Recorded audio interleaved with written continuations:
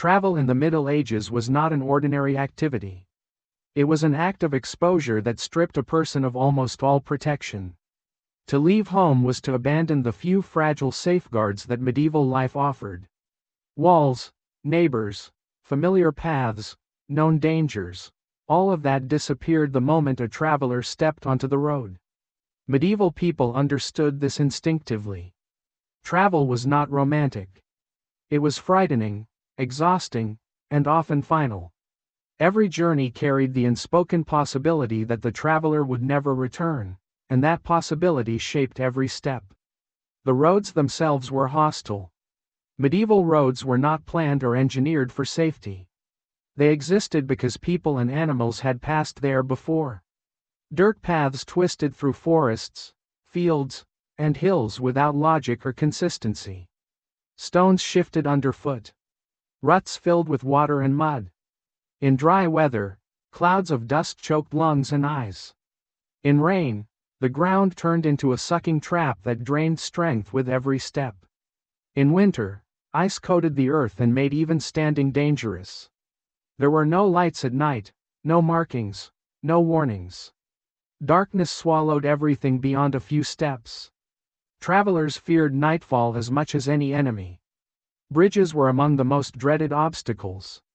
Many were made of aging wood, bound together by iron that rusted invisibly. Maintenance was rare. Collapse was sudden. Some bridges were controlled by armed men demanding tolls. Refusal could mean violence. Rivers themselves were deadly barriers. Strong currents dragged people under. Cold water stole breath and strength within seconds. Clothing became a weight that pulled bodies down. Horses panicked. Carts overturned. Crossing water was never routine. It was a moment where survival depended entirely on chance. Distance exhausted the body long before danger appeared. Journeys were slow, grinding affairs. Walking wore skin raw and muscles thin. Riding animals reduced strain but added new risks. Horses needed food, water, rest, and care. If a horse fell ill or was injured, the journey could end instantly. Carts broke often. Wheels cracked. Axles snapped. Repairs required time, tools, and materials rarely available. Every delay increased exposure to danger. Fatigue weakened awareness. Travelers made mistakes. They reacted slower. They became targets. Banditry was not an exception. It was an expectation. Outside towns, law had little meaning. Forests, ravines, and narrow passes provided perfect cover for ambush. Bandits watched roads patiently, waiting for weakness. Attacks were sudden and brutal. Travelers were beaten, stripped, and often killed regardless of cooperation. Mercy was rare. Possessions meant survival, and survival justified violence. Even the poorest travelers could be murdered simply to eliminate witnesses. Traveling alone was especially dangerous, but groups offered only limited protection. War poisoned every road. Medieval Europe existed in a near-constant state of conflict. Armies moved unpredictably, consuming everything around them. Soldiers looted, burned, and killed with impunity. Travelers were seized for labor, accused of spying, or executed without explanation. Borders changed rapidly. Safe routes became deadly overnight. Roads filled with refugees, wounded men, and desperate families. Chaos reigned. Violence was arbitrary. No one was safe simply because they were innocent. Disease clung to travelers relentlessly.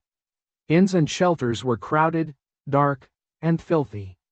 People slept packed together, sharing beds, blankets, parasites, and breath.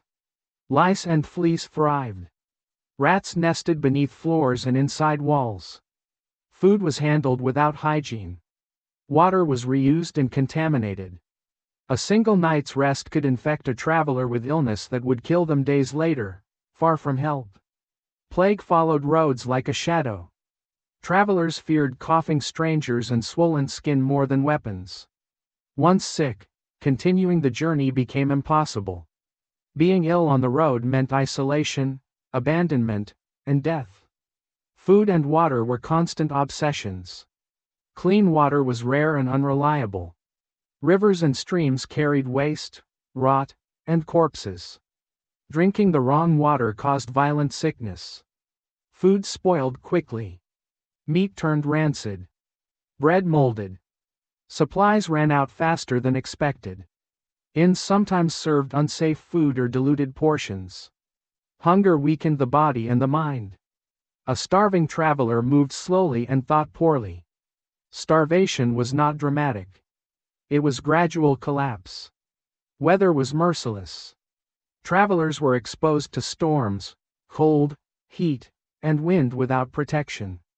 Rain soaked clothing and led to sickness. Snow blocked passes and erased paths. Cold nights killed silently. Summer heat caused dehydration and collapse.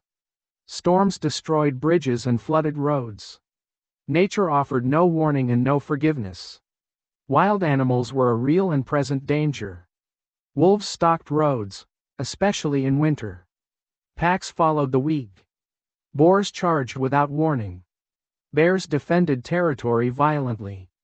Feral dogs attacked in groups. Horses panicked at smells and sounds, throwing riders or bolting into danger. Injuries caused by animals often became infected and fatal. Getting lost was terrifyingly common. Maps were rare, symbolic, or inaccurate.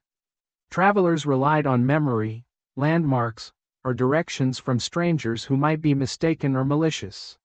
One wrong turn led into forests, swamps, or hostile lands. Being lost meant running out of food and water. Many travelers vanished without record, their fate unknown. Even rest was dangerous. Inns were not sanctuaries. Some were run by criminals. Guests were robbed or murdered in their sleep. Beds were infested with parasites. Alcohol fueled violence. Fights broke out easily. A traveler with money became a target. Locks offered little security. Trust was necessary but dangerous. Pilgrims endured extreme hardship. They traveled long distances driven by faith. They carried little and were vulnerable. Many died before reaching holy sites. Others were robbed or fell ill. Yet belief demanded sacrifice, and people accepted suffering in pursuit of salvation. Women faced constant danger. Assault, exploitation, and forced dependency were ever-present threats. Traveling alone was extremely risky, but even groups offered no guarantee. Survival did not always protect reputation. Fear followed every mile. Death on the road was common and unremarkable. Bodies were buried where they fell or left behind. Families often never learned what happened. A journey could erase a person entirely. Travel separated people not only by distance, but by fate. And yet people traveled. They traded, studied, prayed, delivered messages, and fled danger. Staying still could also mean death. Medieval life offered no safe choices, only different risks. Travel was one of them. To travel in the Middle Ages was to accept exposure. Every mile stripped away safety. Roads were not paths to opportunity. They were trials of endurance. Those who completed long journeys did not simply arrive. They survived a world that offered no mercy, and no guarantees.